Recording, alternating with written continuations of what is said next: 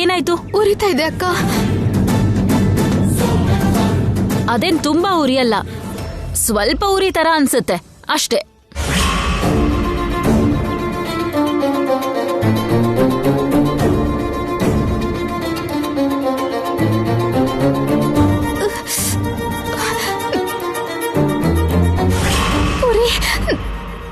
ಉರಿ ಆಗ್ತಾ ಇದೆ. ಇಷ್ಟು ಉರಿನೂ ತಡ್ಕೊಳಕ್ಕಾಗಲ್ವಾ?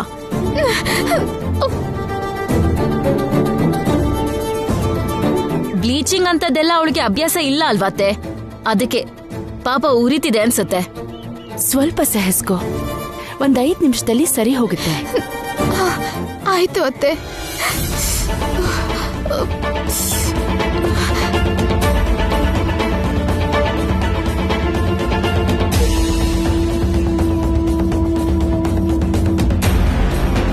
ಐಶ್ವರ್ಯ, ಇವ್ರ ಜೊತೆಗೆ ಇದ್ದು ಇವ್ರಿಗೇನ್ ಬೇಕೋ ಅದನ್ನ ನೋಡ್ಕೋ. ಆಯ್ತು ಅತ್ತೆ.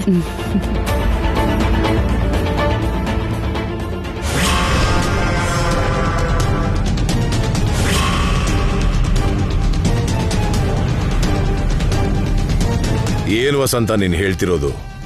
ಹೌದ್ರಿ, ಶ್ಯಾಮ ಚರ್ಮದ ಮೇಲಿರೋ ಆ ಕಪ್ಪು ಹೋದ್ರೆ ಅವಳು ಗ್ರಹಣ ಬಿಟ್ಟಿರೋ ಚಂದ್ರನ್ ಹಾಗೆ ತುಂಬಾ ಚೆನ್ನಾಗಿ ಕಾಣ್ತಾಳೆ. ಉರಿ ಹೆಚ್ಚಾಗ್ತಿದೆ. ಆಗ ನಮ್ ಅಖಿಲ್ ಪಕ್ಕದಲ್ಲಿ ನಿಂತ್ಕೊಂಡ್ರೆ ಅಂದವಾಗಿ ಕಾಣ್ತಾಳೆ. ಒಂದ್ ಮಾತಲ್ಲಿ ಹೇಳ್ಬೇಕು ಅಂದ್ರೆ, ನನ್ ಚಿಕ್ಕ ಸೊಸೆ ಹೇಗಿರ್ಬೇಕು ಅಂತ ಆಸೆ ಪಟ್ಟಿದ್ನೋ ಅಚ್ಚು ಹಾಗೆ ಕಾಣ್ತಾಳೆ. ಯಾಕೆ ಹಾಗೆ ನಗ್ತಿದ್ದೀರಾ? ಇವಳಿಗೆ ಬಣ್ಣದ ಹುಚ್ಚು, ಏನೇನೋ ಹೇಳ್ತಾಳೆ ಅನ್ಕೊಳ್ತಿದ್ದೀರಾ? ಅಂದ್ಕೊಂಡ್ರು ನನ್ಗೇನು ಪರವಾಗಿಲ್ಲ. ನನ್ ಸೊಸೆ ನಾನ್ ಆಸೆ ಪಟ್ಟ ಹಾಗೆ ಬೆಳ್ಳಿಗೆ ಅಂದವಾಗಿ ಕಾಣೋದೇ ನನಗ್ ಮುಖ್ಯ. ಬೇಡ, ನೀನ್ ಅತ್ತೆಗೆ ಹತ್ರ ಆಗೋದನ್ನ ನನ್ ಕೈ ಸಹಿಸ್ಕೊಳ್ಳೋದಕ್ಕಾಗಲ್ವೇ?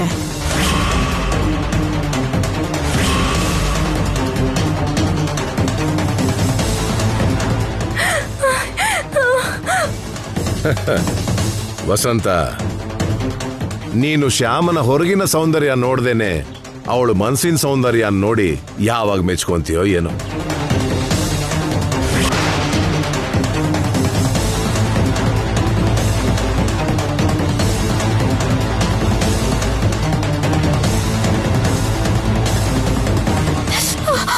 ಆಗ್ತಿಲ್ಲ. ಉರಿ, ದಯವಿಟ್ಟು ನಿಲ್ಸಕ್ ಹೇಳಿ. ನನ್ಗೆ ಉರಿ ತಡ್ಕೊಳಕ್ ಆಗ್ತಿಲ್ಲ. ಏ, ಚಿಕ್ಕ ಮಕ್ಕಳಾಗಿ ಏನಿದು? ಸ್ವಲ್ಪ ಹೊತ್ತು ತಡ್ಕೋ. ಏನ್ ಶ್ಯಾಮ, ಏನಾಯ್ತು?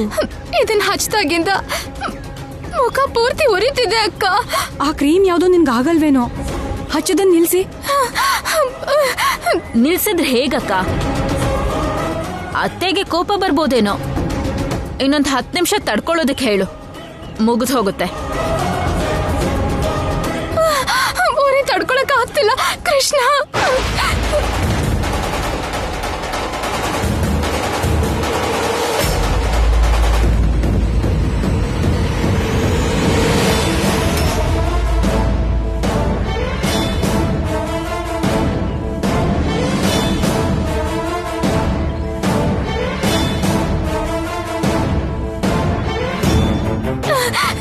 ನನ್ಗಾಗ್ತಿಲ್ಲ ಉರಿ. ಉರಿ ತಡ್ಕೊಳಕ್ ಆಗ್ತಿಲ್ಲ. ಉರಿ ಉರಿ. ಶ್ಯಾಮ, ಕೃಷ್ಣ,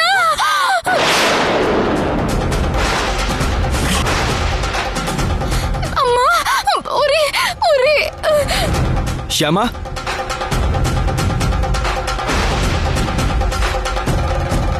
ಶ್ಯಾಮ, ಶ್ಯಾಮ ಏನಾಯ್ತು?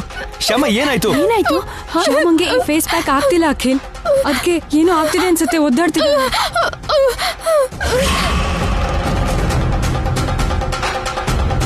ಹಲೋ, ಮೊದಲು ಇದನ್ನೆಲ್ಲ ತೆಗೀರಿ. ಹಾಗಲ್ಲ sir. Please do what I say, please.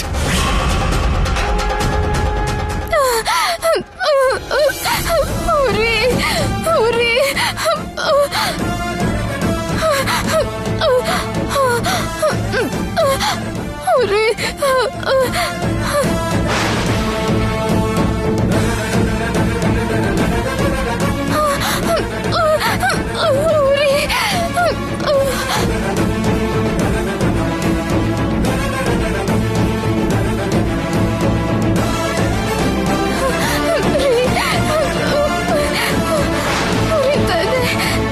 ನೋಡಿದ್ರ ಅಲರ್ಜಿ ಆಗಿರೋ ಹಾಗಿದೆ. ಉರಿ.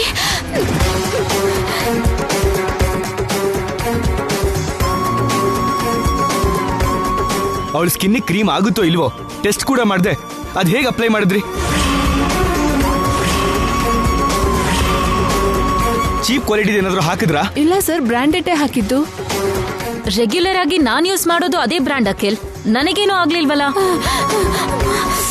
ಎಲ್ಲರ ಸ್ಕಿನ್ನು ಒಂದೇ ತರ ಇರಲ್ವಲ್ಲ ಅದಕ್ಕೆ. ಕೆಲವರಿಗೆ ಆಗತ್ತೆ, ಕೆಲವರಿಗೆ ರಿಯಾಕ್ಷನ್ ಆಗ್ಬೋದು. ಆಗುತ್ತೋ ಇಲ್ವೋ ಅಂತ ಟೆಸ್ಟ್ ಮಾಡಿದೆ. ಹೀಗೆ ಅಪ್ಲೈ ಮಾಡಿದ್ದು ಅವ್ರಗಳ ತಪ್ಪು. ಇದ್ರಲ್ಲಿ ಅವ್ರದ್ದೇನೋ ತಪ್ಪಿಲ್ಲ ರೀ, ತಪ್ಪೆಲ್ಲ ನಂದೆ.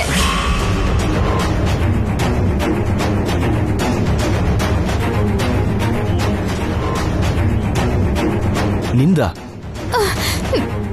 ಹೌದು ರೀ, ಆ ಪುಡಿ ನನ್ನ ಚರ್ಮಕ್ಕಾಗಲ್ಲ. ಅದನ್ನ ಹಚ್ಕೊಂಡ್ರೆ ಮೈ ಎಲ್ಲ ಗುಳ್ಳೆ ಆಗುತ್ತೆ ಅಂತ ನನಗೆ ಮೊದಲೇ ಗೊತ್ತಿತ್ತು.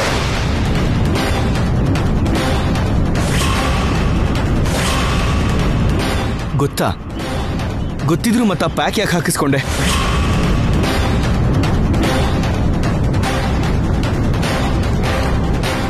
ಮೊದ್ಲೇ ಗೊತ್ತಿತ್ತಾ? ಇವ್ರಿಗೆ ದುಡ್ಡು ಕೊಟ್ಟು ಕೆಮಿಕಲ್ ಕೊಟ್ಟಾಗ ಇವಳು ಅದನ್ನೆಲ್ಲ ನೋಡಿದ್ಲಾ? ನಿನಗಾಗಲ್ಲ ಅನ್ನೋ ವಿಷಯನ ಮೊದಲೇ ಅವ್ರಿಗೆ ಹೇಳ್ಬೇಕು ತಾನೆ.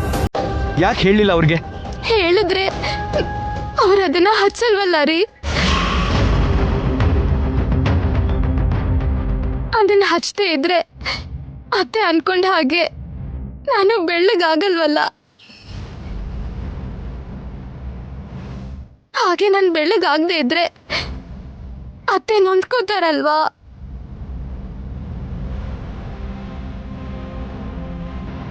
ಅದಕ್ಕೆ ನನ್ಗದಾಗಲ್ಲ ಅನ್ನೋ ವಿಷಯನ ಅವ್ರಿಗೆ ಹೇಳಿಲ್ಲ. ಅವ್ರಿಗೆ ತಡ್ಕೊಳ್ಳೋಣ ಅನ್ಕೊಂಡಿದ್ದೆ.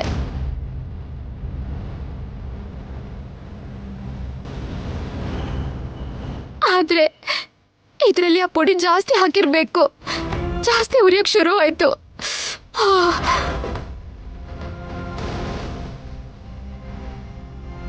ಬುದ್ಧಿ ಸರಿ ಇಲ್ಲ ನಿನಗೆ. ನೀನ್ ದೊಡ್ಡ ಫೂಲ್ ತರ ಆಡ್ತೀಯಲ್ಲ. ಅಮ್ಮ ಹರ್ಟ್ ಆಗ್ತಾರೆ ಅಂತ ಹೇಳಿ ನೀನ್ ಇಷ್ಟೊಂದು ನೋವು ಸಹಿಸ್ಕೊಳ್ಬೇಕಾ? ಅತ್ತೆಗೋಸ್ಕರನೇ ಅಲ್ವಾ ರೀ. ಯಾರಿಗೋಸ್ಕರ ಆದ್ರೂ ಸರಿ, ಇಷ್ಟು ಫುಲಿಶ್ ಆಗಿ ಬಿಹೇವ್ ಮಾಡಬಾರ್ದು. ನೋಡಿದ್ಯಾ? ನೋಡು ಎಷ್ಟು ಅಲರ್ಜಿ ಆಗಿದೆಯೋ ನೋಡು. ಕನಿಷ್ಠ ಹೀಗೆ ಅಲರ್ಜಿ ಆದಾಗ ಏನ್ ಮಾಡ್ಬೇಕೋ ಗೊತ್ತಾ? ಗೊತ್ತು ರೀ. ಹೀಗೆ ಗುಳ್ಳೆ ಆದಾಗ ಮೈ ಪೂರ್ತಿ ಜೇಡಿ ಮಣ್ಣು ಹಚ್ಚಿ, ತುಳಸಿ ಗಂಧ ಹಚ್ಚಿ, ಕುದಿಸಿರೋ ನೀರಲ್ಲಿ ಸ್ನಾನ ಮಾಡಿದ್ರೆ ಕಡಿಮೆ ಆಗುತ್ತೆ. ಇದೇನಾದ್ರೂ ವಿಲೇಜ್ ಅಂದ್ಕೊಂಡಿದ್ಯಾ? ಜೇಡಿ ಮಣ್ಣು ಎಲ್ಲಿರುತ್ತೆ ಇಲ್ಲಿ? ಅಖಿಲ್, ನಾವು ರೆಗ್ಯುಲರ್ ಆಗಿ ಹೋಗೋ ನೇಚರ್ ಕ್ಯೂರ್ ಸೆಂಟರ್ ಇದೆಯಲ್ಲ, ಅಲ್ಲಿ ಮಡ್ಬಾತ್ ಮಾಡ್ತಾರೆ, ಕರ್ಕೊಂಡು ಹೋಗು. ಸರಿ ಡ್ಯಾಡಿ. ಬಾ ಶ್ಯಾಮ, ಬಾ.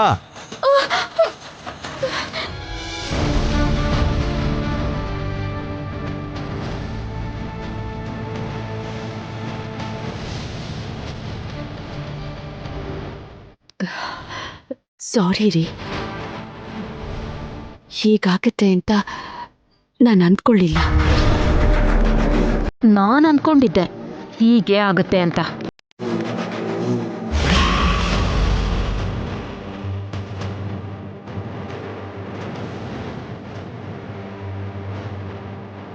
ಬೇಡ, ಕೆರ್ಕೋಬೇಡ, ಮುಟ್ಬೇಡ ಶ್ಯಾಮ, ಸ್ವಲ್ಪ ತಡ್ಕೋ. AC ಜಾಸ್ತಿ ಮಾಡ್ತೀನಿ, ಸ್ವಲ್ಪ ಕೂಲಾಗಿರುತ್ತೆ.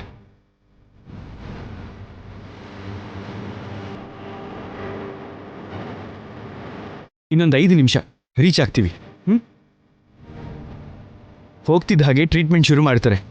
ರಿಲೀಫ್ ಆಗುತ್ತೆ, ಸ್ವಲ್ಪ ತಡ್ಕೋ, ಸ್ವಲ್ಪ. ತುಂಬಾ ಉರಿ ಆಗ್ತಿದ್ಯಾ?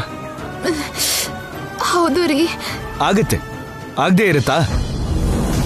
ಸ್ಕಿನ್ನಿಗೆ ಆಗದೆ ಇರೋದನ್ನ ಹೀಗೆ ಹಚ್ಕೊಂಡ್ರೆ ಉರಿ ಆಗದೇನೆ ಇನ್ನೇನು ಹಾಯಾಗ ಇರುತ್ತೆ. ಕೇಳು, ನೀನು ಕೃಷ್ಣನ್ ಕೇಳು. ಯಾಕೆ ಹೀಗೆ ಮಾಡಿದೆ ಅಂತ ನೀನು ಕೃಷ್ಣನ್ ಕೇಳು. ಪ್ರತಿಯೊಂದು ಕೃಷ್ಣನೇ ಮಾಡಿದ್ದು ಅಂತೀಯಲ್ಲ, ನಿನಗೆ ಯಾಕೆ ಹೀಗೆ ಮಾಡಿದ್ನೋ ನೀನು ಕೃಷ್ಣನೇ ಕೇಳು. ಅಲ್ಲ, ನಮ್ಮ ಶರೀರಕ್ಕಾಗಿದ್ದನ್ನ ನಾವೇ ತಾನೇ ತಡ್ಕೋಬೇಕು. ಯಾರನ್ನೂ ಸ್ಯಾಟಿಸ್ಫೈ ಮಾಡೋಕ್ಕೋಸ್ಕರ ನೀನು ಹೀಗೆ ಯಾಕೆ ಒದ್ದಾಡಬೇಕು ಶ್ಯಾಮ? ನೋಡು ಹೇಗೆ ರ್ಯಾಷಸ್ ಬಂದಿದೆಯೋ ನೋಡು. ಒಂದೊಂದ್ಸಲ ಹೀಗೆ ರಿಯಾಕ್ಷನ್ ಆಗೋದು ಎಷ್ಟು ಡೇಂಜರಸ್ ಅಂತ ಗೊತ್ತಾ? ಸ್ಕಿನ್ ಮೇಲೆ ಕಲೆಗಳು ಲೈಫ್ ಲಾಂಗ್ ಉಳಿದು ಹೋಗುತ್ತೆ. ಅಂದ್ರೆ ಈಗ ನಿನಗೆ ಹಾಗಾಗತ್ತೆ ಅಂತ ಅಲ್ಲ, ತಕ್ಷಣ ನಿನ್ನ ಟ್ರೀಟ್ಮೆಂಟ್ಗೆ ಕರ್ಕೊಂಡು ಹೋಗ್ತಿದ್ದೀನಲ್ಲ, ನಿನಗೆ ಅಂಥದ್ದೆಲ್ಲ ಏನೂ ಆಗಲ್ಲ, ಹೆದರ್ಕೋಬೇಡ. ಆದ್ರೂ ಒಂದು ಕೆಲಸ ಮಾಡೋಕ್ಕೂ ಮುಂಚೆ ಸ್ವಲ್ಪ ಹಿಂದೆ ಮುಂದೆ ಯೋಚನೆ ಮಾಡಬೇಕು. ಏನನ್ಸುತ್ತೋ ಅದನ್ನ ಮಾಡಿದ್ರೆ ಇಲ್ಲಿ ನೋಡು ಹೀಗೆ ಆಗೋದು. ನೀನೇನು ಹೆದರ್ಕೋಬೇಡ. ಏನು ಹಾಗೆ ನೋಡ್ತಿದ್ಯಾ? ಕೃತಜ್ಞತೆ ಅಖಿಲ್ ಅವ್ರೆ. ಕೃತಜ್ಞತೆನಾ? ನಾನು ಹೊಗಳ್ತಾ ಇಲ್ಲ, ಬೈತಿದ್ದೀನಿ. ಬೈದ್ರೆ ಯಾರಾದ್ರೂ ಕೃತಜ್ಞತೆ ಹೇಳ್ತಾರಾ? ಬುದ್ಧಿನೇ ಇಲ್ಲ. ನೀವು ಬೈಯೋದ್ ಮಾತ್ರ ಮಾಡ್ಲಿಲ್ಲ ರೀ, ನೀವ್ ಏನೆಲ್ಲ ಮಾಡ್ತಿದ್ದೀರಾ ಗೊತ್ತಾ? ನಿಮ್ ಮಾತಲ್ಲಿ ಅಭಿಮಾನ ಕಾಣಿಸ್ತಿದೆ, ತುಂಬಾ ಕಾಳಜಿ ಕಾಣಿಸ್ತಾ ಇದೆ, ನನ್ ಮೇಲಿರೋ ಶ್ರದ್ಧೆ ಕಾಣಿಸ್ತಿದೆ, ನನ್ ವಿಷಯದಲ್ಲಿ ನಿಮ್ಗಿರೋ ಜವಾಬ್ದಾರಿ ಕಾಣಿಸ್ತಿದೆ. ಕೃಷ್ಣ ನನ್ಗೆ ಹೀಗೆ ಯಾಕೆ ಮಾಡ್ದ ಅಂದ್ರೆ, ನನ್ ಮೇಲೆ ನಿಮ್ಗಿರೋ ಅಭಿಮಾನ, ಶ್ರದ್ಧೆ, ಕರ್ತವ್ಯ ಇದನ್ನೆಲ್ಲ ನನಗೆ ತೋರ್ಸೋದಿಕ್ಕೆ ಹೀಗ್ ಮಾಡಿದ್ದಾನೆ ಗೊತ್ತಾ?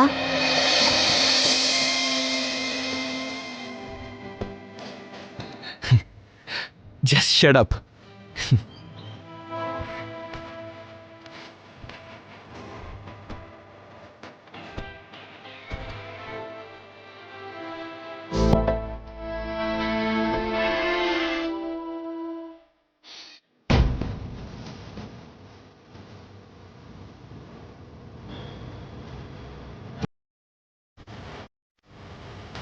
ಹೀಗಾಗತ್ತೆ ಅಂತ ನಾನು ಅನ್ಕೊಂಡಿರ್ಲಿಲ್ಲ ಅಂತ ಹೇಳದ್ನಲ್ಲ, ಸಾರಿ ಕೂಡ ಕೇಳದ್ನಲ್ಲ. ಆದ್ರೂ ಇಷ್ಟು ಕೋಪ ಯಾಕೋ ನಂಗೆ ಅರ್ಥ ಆಗ್ತಿಲ್ಲ. ಇದು ಕೋಪ ಅಲ್ಲ ವಸಂತ, ನೋವು. ನೀನ್ ಹೀಗೆ ಮಾಡ್ದಲ್ಲ ಅನ್ನೋ ನೋವು. ನಿನ್ಗೆ ಯಾಕೆ ಇಷ್ಟೊಂದು ಬಣ್ಣದ ಹುಚ್ಚು ಅಂತ ನೋವು. ಅಲ್ಲ, ಕಪ್ಪಗಿದ್ರೆ ಮಾತ್ರ ಅವ್ರು ಮನುಷ್ಯರಲ್ವಾ? ಅವರಲ್ಲಿ ಸೌಂದರ್ಯ ನೀನು ಕಾಣಲ್ವಾ? ಕಪ್ಪಗಿರೋದು ಏನೋ ದೊಡ್ಡ ತಪ್ಪು ಅನ್ನೋ ಹಾಗೆ, ಅವ್ರನ್ನ ಬೆಳ್ಳಗೆ ಬದಲಾಯಿಸೋದು ಏನೋ ಘನಕಾರ್ಯ ಅನ್ನೋ ಹಾಗೆ ಬ್ಯೂಟಿಷಿಯನ್ಸ್ನ ಕರೆಸ್ದೆ. ಅದ್ಯಾವುದೋ ಬೇಡದೇ ಇರೋ ಕ್ರೀಮ್ ಹಚ್ಚಿದ್ರು. ನೋಡ್ದ್ಯಾ ಹೀಗೇನಾಯ್ತು ಅಂತ? ಹೀಗಾಗತ್ತೆ ಅಂತ ನಾನೇನಾದ್ರೂ ಕನ್ಸ್ಕೊಂಡಿದ್ನಾರಿ? ಒಳ್ಳೇದ್ ಮಾಡೋದಕ್ಕೆ ಹೋಗಿದ್ದಕ್ಕೆ ಕೆಟ್ಟದಾಯ್ತು. ಇದ್ರಲ್ಲಿ ತಪ್ಪೆಲ್ಲ ಆ ಶ್ಯಾಮಂದೆ. ಶ್ಯಾಮ ತಪ್ಪು ಹೇಗಾಗುತ್ತೆ? ಹೌದು, ಇದು ಖಂಡಿತ ಶ್ಯಾಮಂದೇ ತಪ್ಪು. ಅವಳಿಗೆ ಆ ರೀತಿ ಅಲರ್ಜಿ ಇದೆ ಅನ್ನೋ ವಿಷಯನ ಮೊದ್ಲೇ ನನಗೆ ಹೇಳ್ಬೇಕಿತ್ತಲ್ವಾ?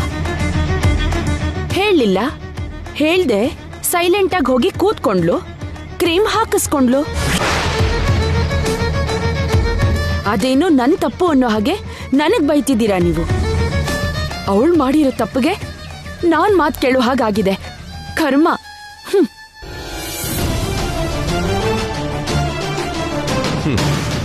ಈ ಅತ್ತೆದೀರು ಯಾವಾಗ್ಲೂ ಹೀಗೆ ತಪ್ಪುಗಳನ್ನ ಸೊಸೆ ತಲೆ ಕಟ್ತಾರೆ.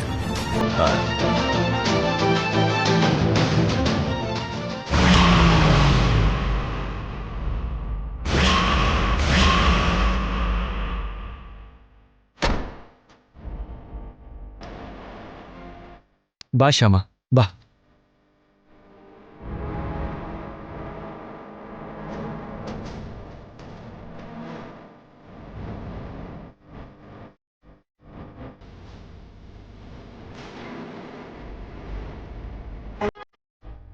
ನಮಸ್ತೆ ಅಖಿಲ್ ಅವರೇ. ನಮಸ್ತೆ ಮೇಡಮ್. ನಮಸ್ಕಾರ. ಇವಳು ನನ್ನ ಹೆಂಡತಿ ಶ್ಯಾಮ. ನಮಸ್ತೆ ಅಮ್ಮ. ನಮಸ್ಕಾರ.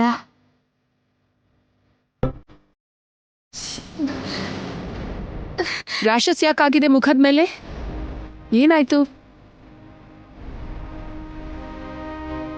ಸ್ಕಿನ್ ಪ್ಯಾಕ್ ಹಾಕಿದಾಗ ಹೀಗೆ ರಿಯಾಕ್ಷನ್ ಆಗಿದೆ ನೋಡಿ. ಅವಳ ಸ್ಕಿನ್ನಿಗೆ ಆಗುತ್ತೋ ಇಲ್ವೋ ಅಂತ ಟೆಸ್ಟ್ ಮಾಡಿದೆ, ಡೈರೆಕ್ಟಾಗಿ ಅಪ್ಲೈ ಮಾಡಿದ್ದಾರೆ ನೋಡಿ ಆ ಬ್ಯೂಟಿಷಿಯನ್ಸ್. ಇವಳಿಗೆ ಹೀಗೆ ಸ್ಕಿನ್ ಮೇಲೆ ರ್ಯಾಷಸ್ ಆದಾಗ ಬಾಡಿಗೆ ಜೇಡಿ ಮಣ್ಣು ಹಚ್ತಿದ್ರಂತೆ. ಈ ತರ ಅಲರ್ಜಿ ಆಗಿದೆ ಅಂದ್ರೆ ಅದೇ ಸರಿಯಾದ ಟ್ರೀಟ್ಮೆಂಟ್. 2-3 ಸಲ ನಾವು ಮಡ್ ಬಾತ್ ಮಾಡಿಸಿದ್ರೆ ಇವ್ರಿಗೆ she will be normal. Don't worry sir.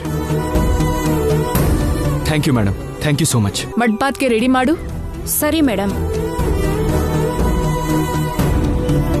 Sir, ನೀವು ಹೋಗಿ ರಿಸೆಪ್ಷನಲ್ಲಿ ಫಾರ್ಮಾಲಿಟೀಸ್ ಪೂರ್ತಿ ಮಾಡಿ. ಫಾರ್ಮಾಲಿಟೀಸ್ ಆಮೇಲೆ, ಮೊದಲು ನೀವು ಟ್ರೀಟ್ಮೆಂಟ್ಗೆಲ್ಲ ತಯಾರಿ ಮಾಡಿ. ಆಯ್ತು ಮೇಡಮ್. ಅಖಿಲ್ ಅವರೇ, ನೀವು ಹೋಗಿ ಆ ರೂಮಲ್ಲಿ ವೇಟ್ ಮಾಡಿ. ಇನ್ನೊಂದು 2 ನಿಮಿಷದಲ್ಲಿ ಇವ್ರಿಗೆ ಟ್ರೀಟ್ಮೆಂಟ್ ಸ್ಟಾರ್ಟ್ ಮಾಡ್ತೀವಿ. Okay madam. ಶ್ಯಾಮ ಬಾ.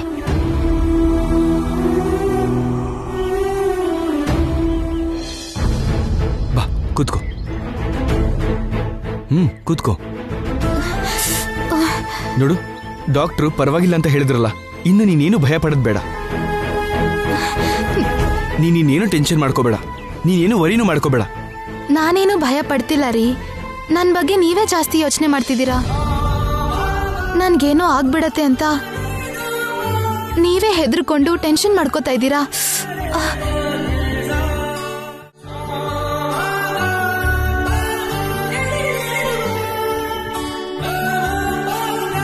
ನನ್ಗೇನಾಗಲ್ಲ ರೀ, ಏನಾಗಲ್ಲ. ಕೃಷ್ಣ ಇದ್ದಾನಲ್ಲ, ಭಯ ಯಾಕೆ?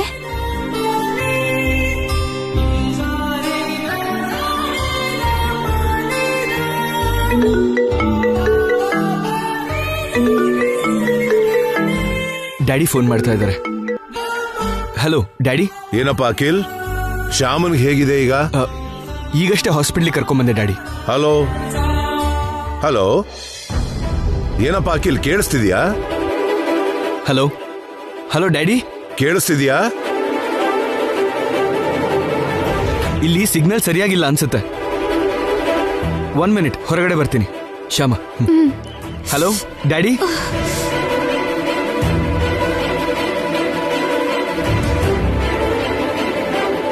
ಹಲೋ ಹಲೋ ಡ್ಯಾಡಿ, ಇವಾಗ ಕೇಳಿಸ್ತಿದ್ಯಾ? ಕೇಳಿಸ್ತಿದ್ಯಪ್ಪ. ನೇಚರ್ ಕ್ಯೂರ್ ಸೆಂಟರ್ಗೆ ಹೋಗಿದ್ರಾ? ಹಾ, ಈಗಷ್ಟೇ ಬಂದ್ವಿ. ರುಕ್ಮಿಣಿ ಅವ್ರ ಹತ್ರ ಮಾತಾಡ್ದೆ, ಗಾಬರಿ ಆಗೋದೇನು ಬೇಡ ಅಂತಂದ್ರು. ಟ್ರೀಟ್ಮೆಂಟ್ ಶುರು ಮಾಡ್ತಿದ್ದಾರೆ ಡ್ಯಾಡಿ. 2-3 ಟೈಮ್ಸ್ ಮಡ್ ಬಾತ್ ಮಾಡಿಸಿದ್ರೆ ನಾರ್ಮಲ್ ಆಗುತ್ತೆ ಅಂತ ಹೇಳಿದ್ರು. ಈಗ ನನ್ಗೆ ನಿಶ್ಚಿಂತೆ ಆಯ್ತಪ್ಪ. ಹುಷಾರಾಗಿ ನೋಡ್ಕೋ. ಆಗ್ಲಿ ಡ್ಯಾಡಿ. ಇದೆಲ್ಲ ಆಗಿದ್ದು ನಿಮ್ಮ ಮಮ್ಮಿಯಿಂದಾನೆ. ಬಣ್ಣದ ಹುಚ್ಚಿನಿಂದ ನಿಮ್ಮ ಮಮ್ಮಿ. ಡ್ಯಾಡಿ, ಮಮ್ಮಿಗೇನು ಅನ್ಬೇಡಿ. ಹೀಗೆಲ್ಲ ಆಗತ್ತೆ ಅಂತ ಮೊದಲೇ ಗೊತ್ತಿದ್ರೆ ಮಮ್ಮಿ ಮಾಡ್ತಿರ್ಲಿಲ್ಲ ಅಲ್ವಾ? ಅಲ್ದೆ ಶ್ಯಾಮಂಗೇನು ಆಗಿಲ್ವಲ್ಲ ಡ್ಯಾಡಿ. ಇನ್ನು ಈ ವಿಷಯದ ಬಗ್ಗೆ ತುಂಬಾ ಯೋಚನೆ ಮಾಡಬೇಡಿ. ಆಯ್ತಪ್ಪ, ಶ್ಯಾಮನ್ ಹುಷಾರಾಗಿ ನೋಡ್ಕೋ. ಇಡ್ತೀನಿ. ಓಕೆ, ಬಾಯ್.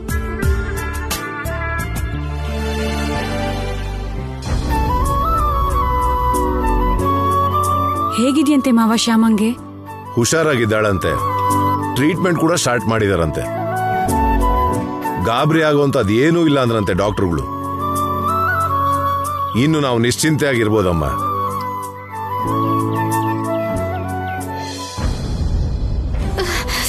ಮೇಡಮ್, ಈ ಡ್ರೆಸ್ ಹಾಕೊಳ್ಳಿ. ತಗೊಳ್ಳಿ ಮೇಡಮ್. ಇದಾ? ನಾನು ಹಾಕೊಳ್ಳಲ್ಲ. ಮಡ್ ಬಾತ್ ಮಾಡ್ಬೇಕಾದ್ರೆ ಇದೇ ಹಾಕೋಬೇಕು ಮೇಡಮ್. ಈ ತರ ಬಟ್ಟೆ ಯೂಸ್ ಮಾಡಿ ನಂಗೆ ಅಭ್ಯಾಸ ಇಲ್ಲ. ನಾನು ಸೀರೆಯಲ್ಲೇ ಇರ್ತೀನಿ. ಹೀಗೆ ಇದ್ರೆ ಟ್ರೀಟ್ಮೆಂಟ್ ಕೊಡೋಕ್ ಕಷ್ಟ ಮೇಡಮ್. ಇದನ್ನೇ ಹಾಕೋಬೇಕು. ಹಾಕ್ಲೇಬೇಕಾ? ಹೌದು ಮೇಡಮ್, ಇದನ್ನೇ ಹಾಕೋಬೇಕು. ಸರಿ, ಬೇಗ ಚೇಂಜ್ ಮಾಡ್ಕೊಳ್ಳಿ ಮೇಡಮ್.